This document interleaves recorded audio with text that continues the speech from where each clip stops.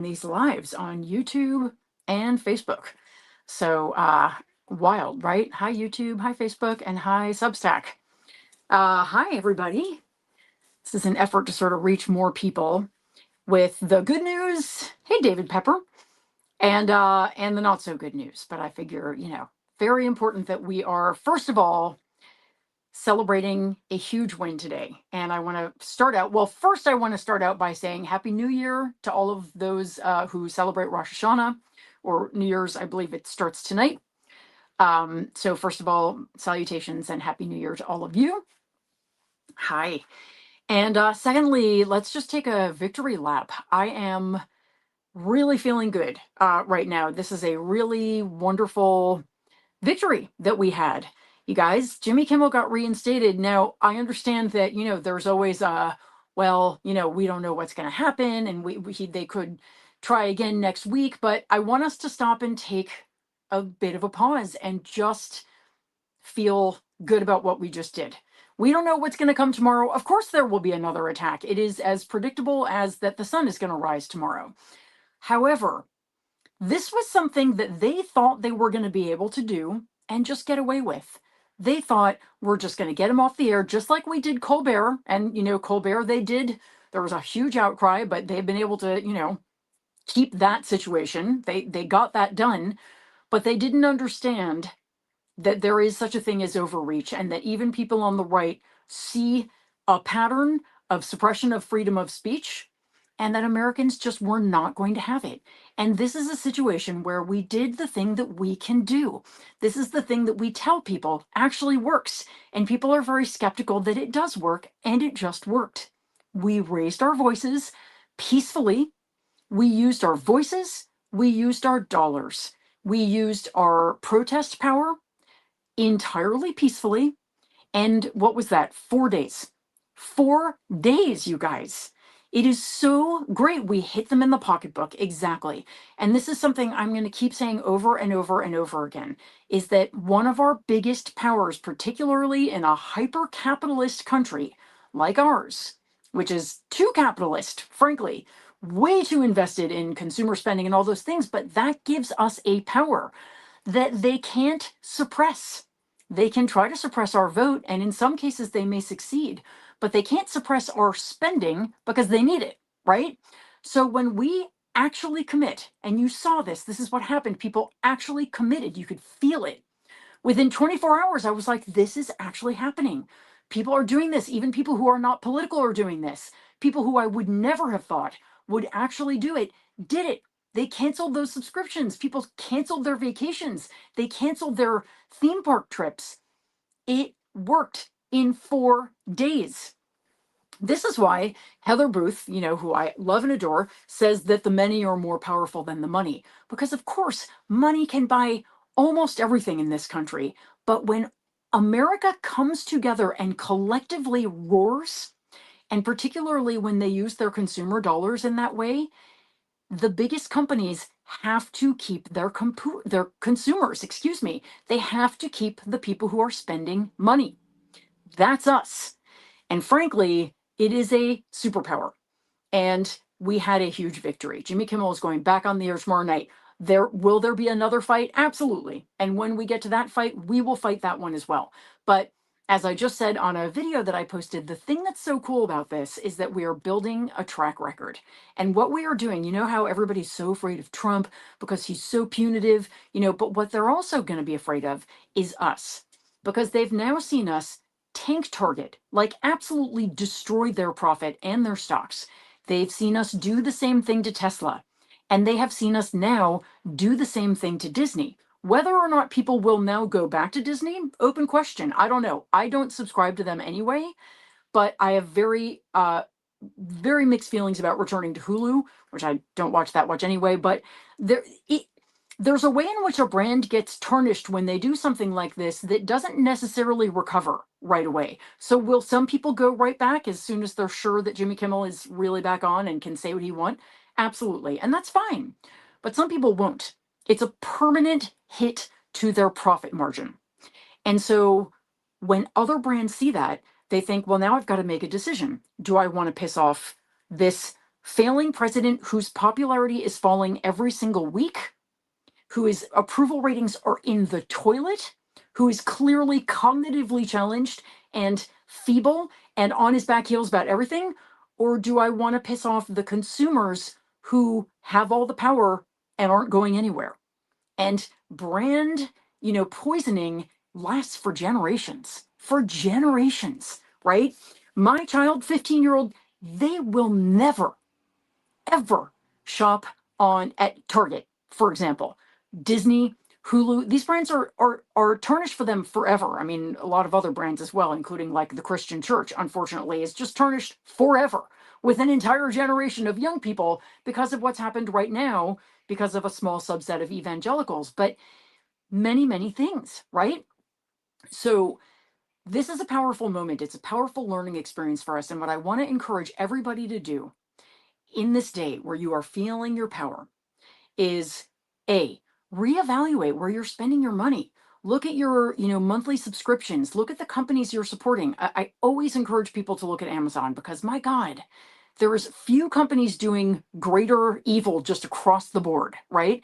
I know people love them. People, there are certain people who must use them because they're in food deserts or other deserts or they have a disability. Totally fine. But if that's something you can look at it. Look at your other spending and ask yourself, like, where does the money go that I'm spending here? Is this a company whose politics I like? We have a lot of power when we decide to spend strategically. So use it and remember it and tell your friends. So that's one thing. The second thing is, this is not a like, okay, now we're done. Now everybody go back to not paying attention. This is a look at what we just did together. We all just came together, Americans across. There are people on the right who were just as angry as people on the left about this. We all came together.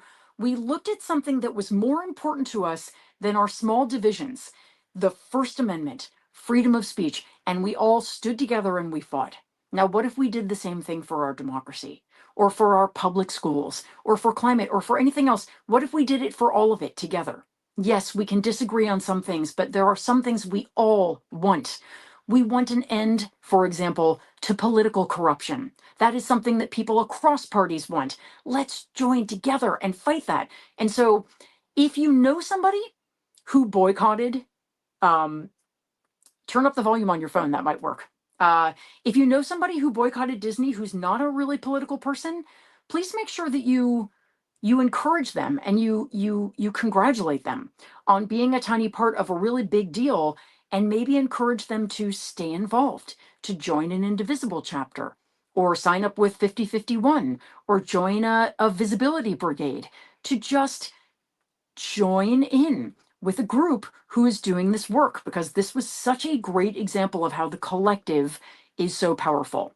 And then finally, remember October 18th. This is a day when all of us who can need to be out in the streets showing the world our power, showing how much bigger we have gotten since last time we protested. This is such a concrete way of showing Trump, showing Republicans, showing the world, oh my God, look how many of them there are, right? Just like Charlie Kirk and his people, well, not him personally, obviously, but, like they did yesterday with Charlie Kirk's funeral, that was a propaganda event, right? That was a show of force. That was a way of intimidating us. Look at all the people who showed up to this thing, big stadium, lots of people. Well, guess what? We can do that too. And just like we felt a little like, ugh, watching that memorial service, imagine how they'll feel when 6 or 8 million of us turn out on the streets. That is a show of force. That is real force. Because remember, there are more of us than there are of them. They're very loud. They make themselves very visible, but they are about 30 to 32% of the country, you guys. Christian nationalists make up about 32, maybe 35% of the country. That's a lot, but we're a lot more. We've got to act like it. You know how they say on those, when there's some TED talk where a person is talking about how to like walk into a room and own the room. And one of the things they say is like, take up space, like spread your arms, stand wide. There's something to that.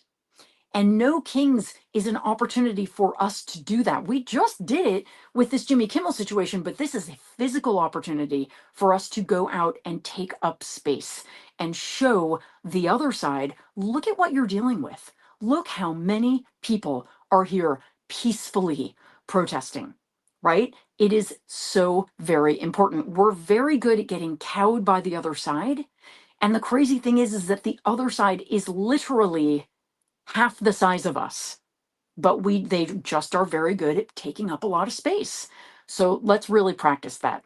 So all of these things to remember: continue to show up in community, join together with others, because that is how we win, when we do things together. Continue to look at your spending habits and let companies know, I will not support you if you are supporting the fascist regime.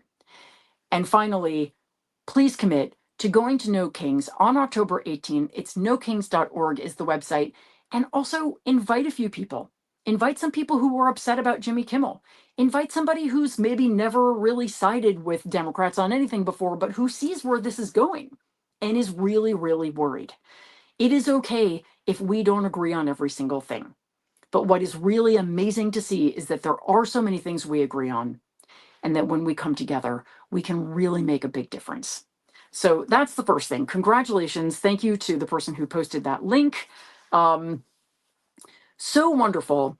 And now I want to talk a little bit about a subject that, again, I think we all care so much about, which is political corruption. And I think what we're really starting to see, and we've been seeing this, but I think at this point, we can safely say that the Trump administration is the most corrupt presidential administration in American history. And if anybody feels that I am wrong in that, please educate me. But I'm pretty certain I'm not wrong. And I'm pretty certain there is a consensus on this. The level of corruption we are seeing from the Trump administration is staggering. And as distressing as that is, there is something in that that also weirdly gives me hope. Let me explain. Americans across parties, across the political spectrum, hate political corruption. And in fact, one of the reasons that Americans have become so very cynical about politics is because they already saw it as being horribly corrupt. And in some ways it was. We had corruption on both sides of the aisle. You know, I would argue there's always been more on the Republican side, but whatever, we don't have to argue about that particular point. But what we're seeing now is unsurpassed. Nothing we have seen before even comes close. I have a stack of scripts for videos I want to make about corruption within this administration. I literally cannot keep up. I had a script last week about Donald Trump's daughter, Tiffany. Her father-in-law is an oil and gas executive who took, no, wait, hold on. Yeah, no, she is. So he took her out on a yacht with an oil and gas oligarch somewhere that Donald Trump is doing business with. So he's mixing his family with oil and gas, contracts in other countries. It's a huge mess. We've got the Tom Homan news from today. We had news about Kirsty Noem a few weeks ago that no one even saw because it went by so fast, about her taking money out of her own campaign funds in a way that was probably illegal. We have corruption basically with every single member of Donald Trump's administration. His Linda McMahon and her husband have been accused of all kinds of incredibly heinous crimes, and it just continues. And Trump himself is profiting hand over fist from the presidency, billions of dollars, billions of dollars. And it is really important that when we talk about that, we not only talk about the corruption, but we talk about how that is partnered with him helping all of the other rich Americans and all of the other oligarchs and the corporate heads to also get rich, while simultaneously throwing Americans under the bus, because that's what's happening. Working Americans are losing out on food benefits, on healthcare benefits, on basically anything that our tax dollars could be going to that would be helping us. And in exchange, that money is going basically to ICE or to the armed services, giant defense contractors, or to Donald Trump and his family and some of the other billionaires in his cabinet. It is not okay. And the thing about it is that at this point, he's unbelievably blatant about it. Do you know he's pardoned 16 corrupt politicians who were in jail for overt political corruption, who had been convicted, tried and convicted in a court of law and put in jail? And he gave them all clemency. They're all back out. I was just reading an article right now about a bunch of white collar criminals who owe between 60 million and like $300 million in damages to people they defrauded. And Trump gave them all clemency, and now they don't have to pay that money back. So their victims who were going to get their money back will now get nothing. And guess what? All three of these people are connected to Trump. One of them had a mother who donated to the inaugural fund. The other two have allied themselves with him. It's insane. So if we can talk to even people across the aisle, now obviously there's going to be some MAGAs who will just never see it. But even anecdotally, I am starting to hear that there are people who are going, okay, wait a minute. Between the attacks on free speech and the corruption, which is so public and so unapologetic, not even trying to hide it, people are starting to see it. And what's really important is that we draw the line between the two, because free speech gets attacked because free speech is calling out the corruption, and calling out the corruption endangers Donald Trump's bottom line. And all of it is about him getting rich off of this presidency.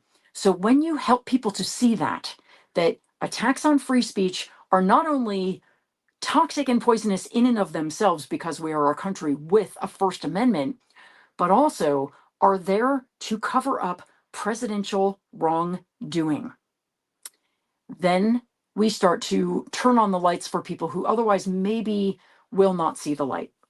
And when you add to that the fact that the only piece of legislation that this administration has passed and likely will pass for the foreseeable future was a huge piece of legislation which took medical care away from tens of millions of Americans, which took nutritional assistance away from millions and millions of Americans, which took lots of other good things like climate action and jobs and clean energy tax credits away from tens of millions of Americans, and gave money to rich people, blowing up our deficit, making it so that our children will be paying, our grandchildren, our great grandchildren will be dealing with this national debt forever.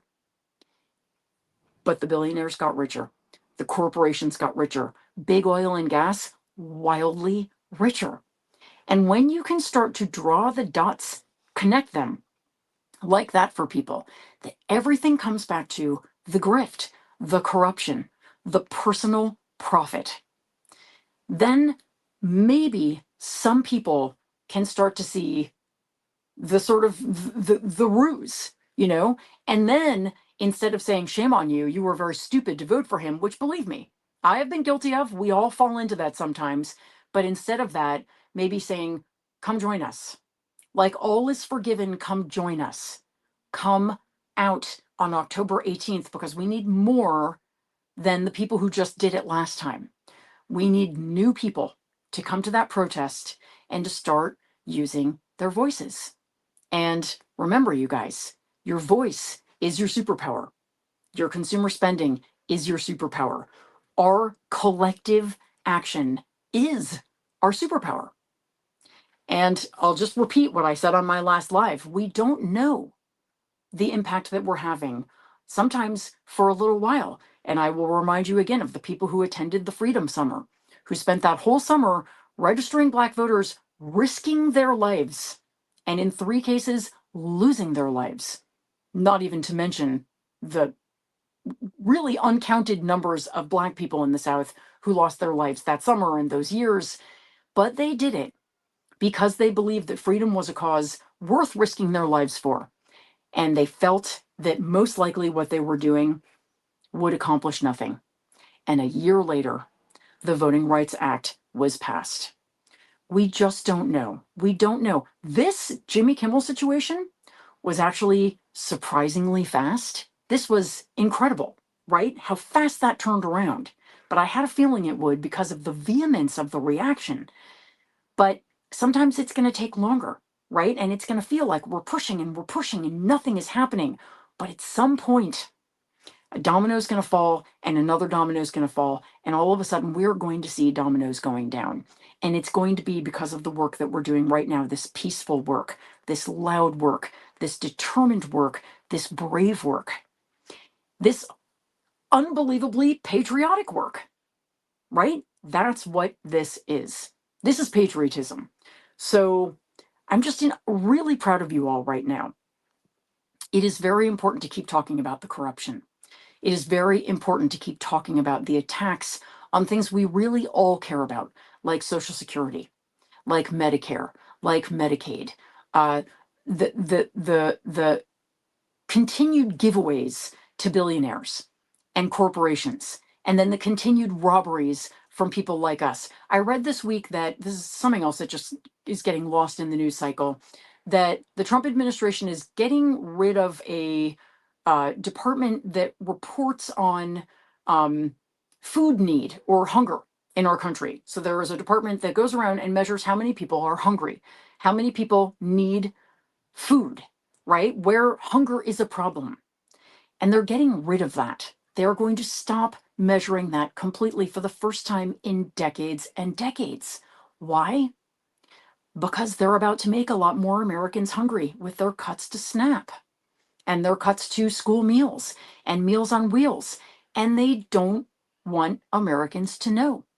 It's the same reason they are cutting all of the climate information, because they are adding emissions to our atmosphere and it is going to get worse and they don't want Americans to know. It is the same reason they are getting rid of all public information, because they don't want Americans to know what they're doing. But guess what? They are underestimating Americans. Trump genuinely thinks Americans are so stupid, that if he just kind of tries to hide the fact that more Americans are now going to be hungry, that we're not going to know. And that we'll keep thinking he's the greatest on earth, right? Well, obviously we don't think that to begin with, but even if we did, you know when your neighbor doesn't have enough to eat. You know when you don't have enough to eat.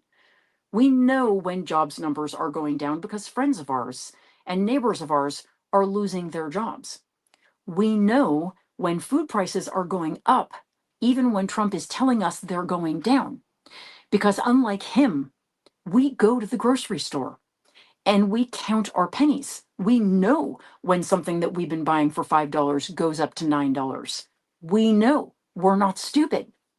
So the great thing, in its kind of strange way, is how very, very much Donald Trump and his team underestimate Americans, right? Assume that Americans are dumb.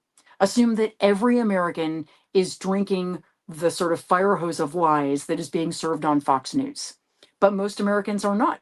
Fox News viewers are going to do what Fox News viewers do. They are going to keep listening to lies and believing lies. But more and more, even people who watch Fox are going to start to go, this is not really matching my lived experience. Like, they're talking about prices going down, but my prices are going up. They keep saying the economy is good, but I can see that the economy is not good. And we're going to have to trust that enough Americans are going to trust what they are seeing and experiencing. And that when they do, they come and join our side. So I'm going to ask people to really work on recruitment right now, because we've just had a moment where we had a big win. And that's a great moment to bring people in, to say, yeah, I'm glad you saw how very, very dangerous that kind of attack on free speech is. I'm so glad you took action. And now why don't you take action again? You know, if you're a member of a visibility brigade, invite them to come with you to your visibility brigade. And if you don't know what that is, visibility brigades are amazing. There's over 200 of them across the country now. And they're basically people who get together and hang messages off of freeway overpasses. There was one this week that said, first they came for Kimmel. You know, they tend to be 4 or 5 word messages, and they hang them on the freeway where all the cars can see them. And then they stand next to them and they wave flags and they dance. And it's a great way of just reminding people we're out there. We're unhappy. This is wrong. You're not crazy. And from what I hear, every week they get more and more honks of approval. as more and more Americans start to pay attention and go, wow, this is not right. I thought he was going to help with the economy, but I'm struggling more than ever. I thought he had solutions, but I don't see him solving anything. I just see him making himself rich and attacking his enemies. And this Tom Homan thing is really important when you're talking to people, to explain to them that what we saw in one weekend was Tom Homan took $50,000 in a bag of cash in a some restaurant called Kava that I don't know of, but people apparently really like, in a Kava bag. He took that money, and the promise in exchange, he didn't know he was dealing with undercover agents who originally had gone to investigate someone else, but heard about what he was doing and were like, we got to investigate this guy. This is before he was in the Trump administration, last year and the year before. And the understanding was, you give me money, I will get you contracts in the Trump administration. Very, very, very lucrative contracts. And that is what he's doing. We are seeing it with the Geo Group. He was a consultant for the Geo Group for 2 years before he joined the Trump administration. They paid him millions of dollars. Guess what he's doing now? He is getting the Geo Group hundreds and hundreds of millions of dollars in contracts. They are building private prisons. They are putting detainees in those prisons. And it is profit and grift all around. Doesn't matter that those are human lives. Doesn't matter that in many cases they're imprisoning people who have green cards or who came here the right way, or in some cases are citizens. No, because it's all about that sort of racist attack on Black and brown people. And then it's also about the grift. It's about the massive amounts of money that Homan and Trump and all the rest of them are making in their sort of corrupt partnership with the private prisons. And this is, you don't have to believe me, just Google it. It's very easily findable. They're not hiding it. So again, try to draw these lines for people. So what I was saying, sorry to go back to this, is so Tom Homan is taking $50,000 in cash, right? And the FBI, or the DOJ, sorry, is investigating him. And they're like, there is cause to charge this person. This is illegal, what he's doing. Even though he wasn't in the government at that point, when you're taking cash in a bag in exchange for something, it was illegal. There was absolutely a case. And guess what happened as soon as Donald Trump came into office? The DOJ dropped that case. So we have that over here. That's Exhibit A, right? And then in the same weekend, Exhibit B, we have Donald Trump sending a message to Pam Bondi, the Attorney General, thinking it was a private message, but it was actually public because he's cognitively challenged. Posted on Truth Social, and it basically says, you need to go after my enemies more, faster. You have to go get them, make sure they're being prosecuted. So this is not normal. It's not normal.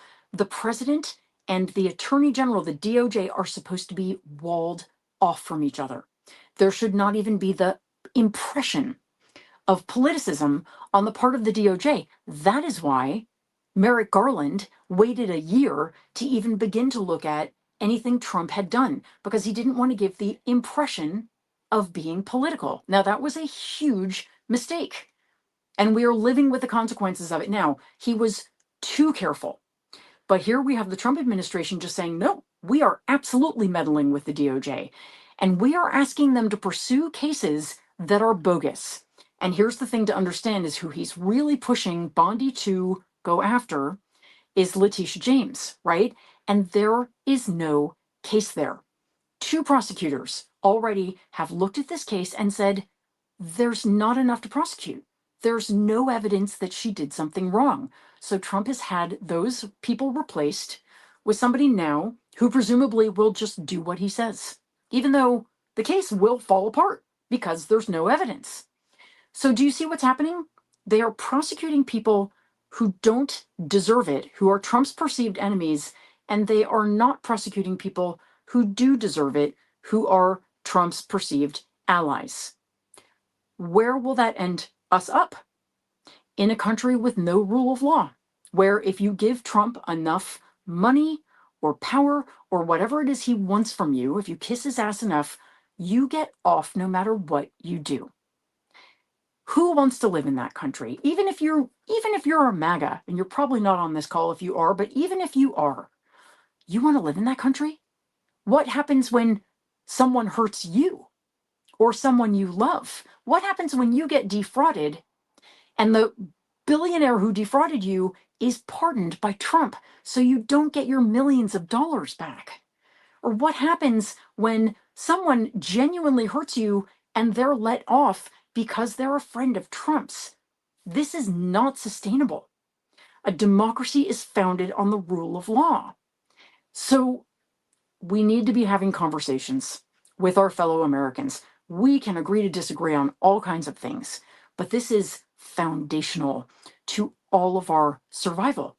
We cannot work, we cannot function, we cannot be safe, we cannot be in community in a country where there are laws for some and not for other, and then where some people can be law-abiding but still be prosecuted because they're on the wrong side of a corrupt president.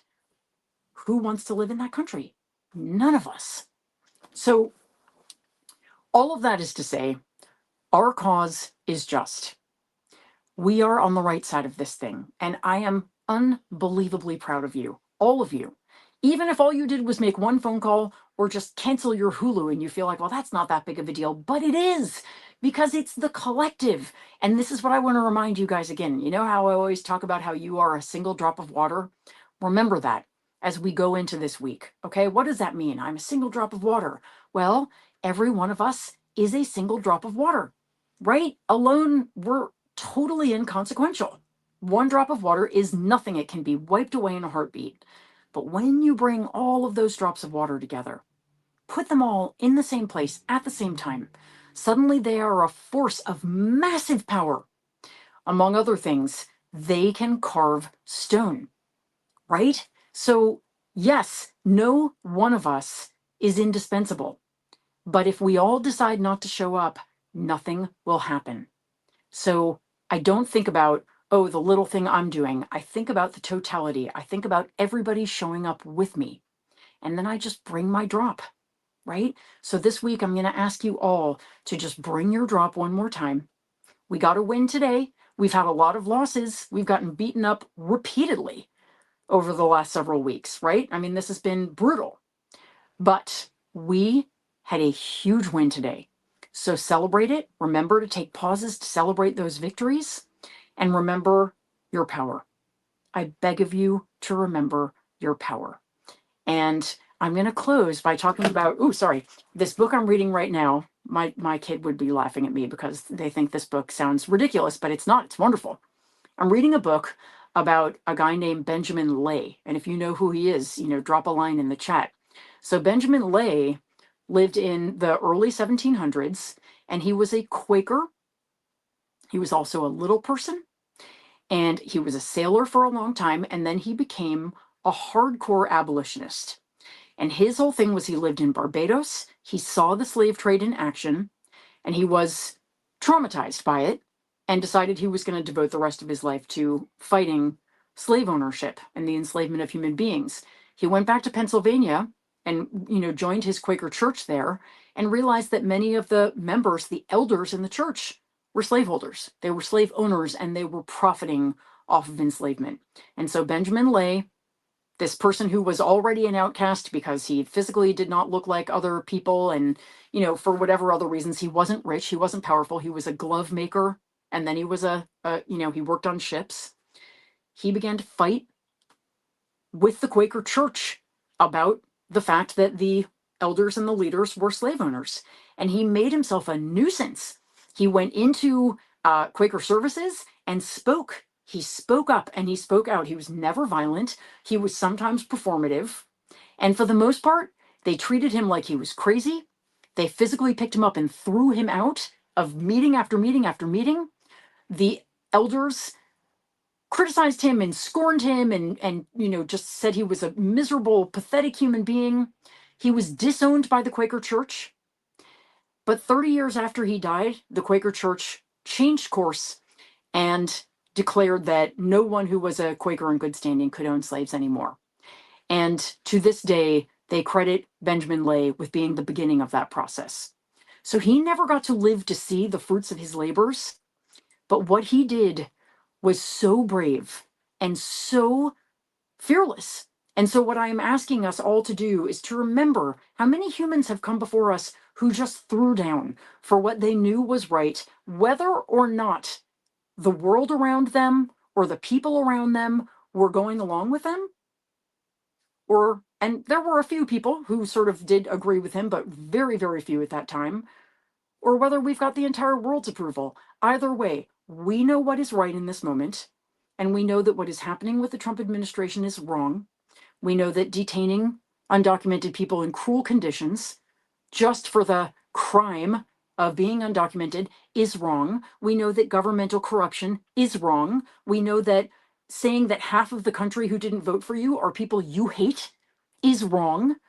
We know that weaponizing the DOJ is wrong. We know these things. Be grateful that you know it. It means you have a moral compass. And then go out into the world and stand by that moral compass and bring your drop and be a voice for good and trust that we may not prevail tomorrow, but if we continue to do what we did this past weekend and what you all do every week when you take actions from my newsletter or otherwise, we can prevail. I am so proud of you. I am so very, very proud of you. Never forget that not only do we stand on the shoulders of giants, but I've realized we also stand on the shoulders of some very little people who acted like giants in their lives. And it is our turn to be the giant now so that someday others have shoulders to stand on. So thank you so much for being here. I hope this was helpful. I guess don't forget to subscribe or follow if you want to. I'm not very good at asking people to do those things, but it's just really good to see you. And I'm undoubtedly more grateful for all of you than you are for me. You give me hope and inspiration every single day. Thank you for everything you've done, everything you are doing, and everything you will continue to do. I'll see you guys soon. Bye. Bye-bye.